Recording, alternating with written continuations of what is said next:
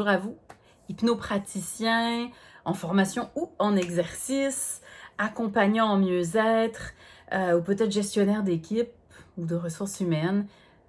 Je m'adresse à vous, ce qui suit va vous intéresser. J'ai une question. Avez-vous déjà remarqué que quand vous vous adressez à quelqu'un sur son canal sensoriel de prédilection, c'est-à-dire quand vous parlez d'images, un visuel, quand vous parlez de sons, de mots à un auditif, quand vous parlez de ressenti, de comment les choses le touchent, un kinesthésique, mais instantanément, waouh, il se sent compris. Instantanément, il vous trouve extraordinaire. Et vous l'êtes sûrement. Mais il s'en rend compte. Vous l'avez compris. Les gens aiment qu'on leur parle d'eux. Alors quand immédiatement on crée le contact, ça crée une relationnelle qui est très fort. Vous le savez, mais est-ce que vous savez le générer?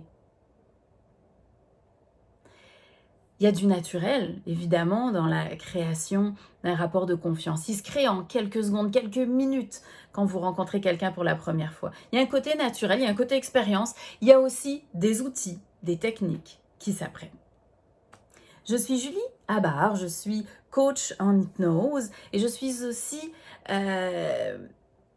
coach certifié en programmation neurolinguistique. Alors, j'ai été formée à l'hypnose chez Psyché, j'étais dans la deuxième cohorte.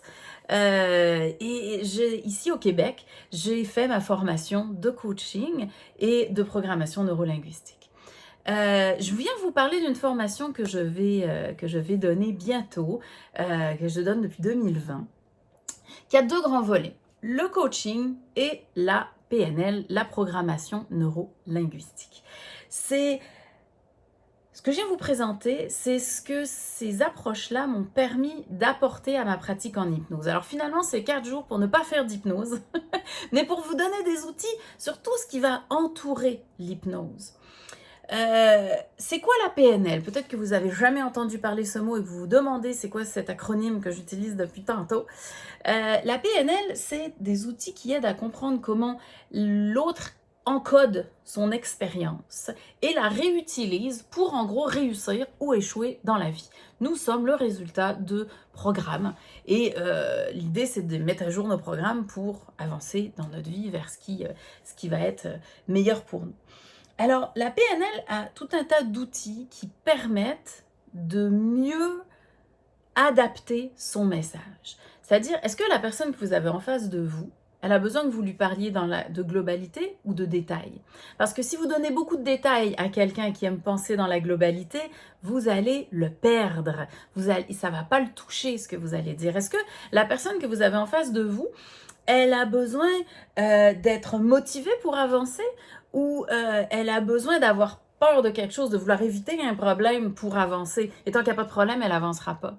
Ça, vous n'allez pas construire les mêmes métaphores, choisir les mêmes protocoles en fonction de la manière dont la personne pense. La programmation neuro-linguistique, c'est aussi observer tout le corps de la personne, observer le mouvement de ses yeux, le teint de sa peau, sa respiration, pour comprendre où est-ce qu'elle en est dans son cheminement. Ça, c'est le premier volet dont j'ai envie de vous parler pendant ces 4 jours. Et le deuxième, c'est le coaching. Le coaching, c'est une approche qui est différente de celle du thérapeute. C'est l'idée de comprendre c'est quoi le coaching, c'est de développer de la flexibilité dans votre manière de faire, savoir que ça existe, mais savoir surtout un peu plus dans le détail c'est quoi. Parce qu'il y a une grande différence entre faire du coaching puis être coach, mais déjà savoir c'est quoi les grands biais, les grandes manières de faire du coaching, ça aide beaucoup.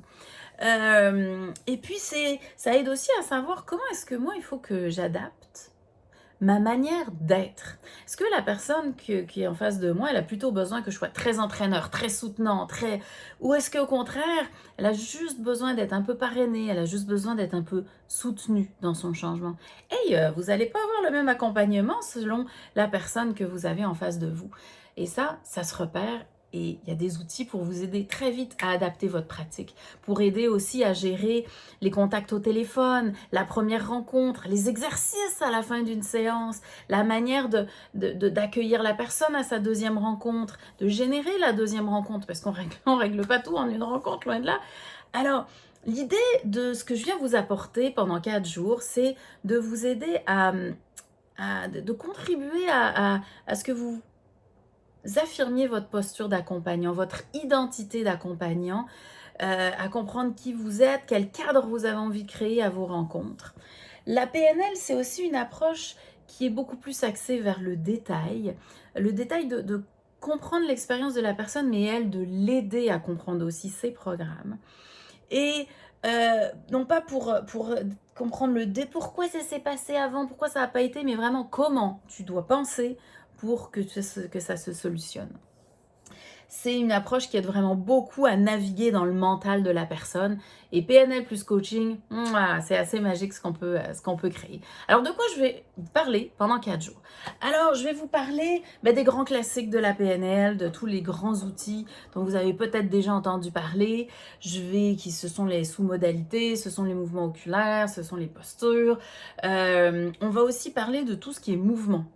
Comment utiliser les postures dans l'espace, le mouvement, pour amener la personne à changer, à atteindre ses buts. Ça, c'est vraiment amusant. C'est un de mes délices. C'est vraiment un aspect que j'aime beaucoup.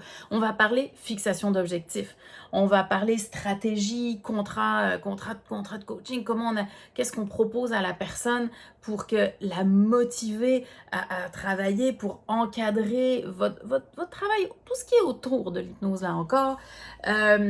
Comment vraiment fixer des objectifs forts, des objectifs qui soient ceux de votre coaché, qui soient ceux de votre client, pas de vous, des objectifs qui soient dans ses mots, pas dans les vôtres, parce que c'est pas important que ça vous parle, ce qui est important c'est que ça lui parle à elle, à cette personne-là. Au Québec, les gens sont quand même assez polis, mais quand j'ai étudié le coaching, on nous a dit un objectif flou aboutit à une connerie précise. J'oublierai jamais cette phrase. D'où l'importance d'avoir vraiment des objectifs qui sont bien construits et vous allez déjà avoir une bonne partie du travail de fait. On va aussi parler, et ça c'est un point très important, de comment créer le rapport de confiance. Comment jouer de votre présence pour qu'elle soit forte, que vous vous sentiez bien dedans et que la personne se sente en capacité, en confiance quand elle est avec vous. On va aussi jouer des silences. Comment savoir quand arrêter de parler. Laisser la personne vivre ce qu'elle a à vivre, attendre qu'elle vous revienne, poser une seule question, mais la bonne par exemple. Et on va voir 5 nouveaux protocoles qui sont pour moi des protocoles de PNL que j'adore faire en hypnose et que je vais vous apprendre et qu'on va pratiquer ensemble.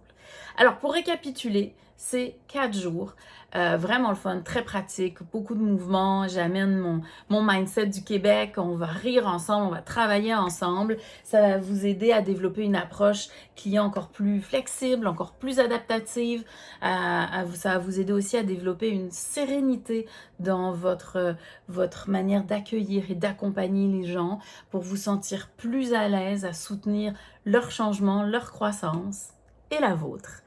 Vous avez des questions? Super, j'adore ça qu'on en parle. Alors écrivez-moi, il y a aussi un lien là en dessous pour qu'on se parle au téléphone ou sur Zoom si vous le souhaitez. J'ai bien hâte de vous voir et puis j'attends de vos nouvelles. À bientôt.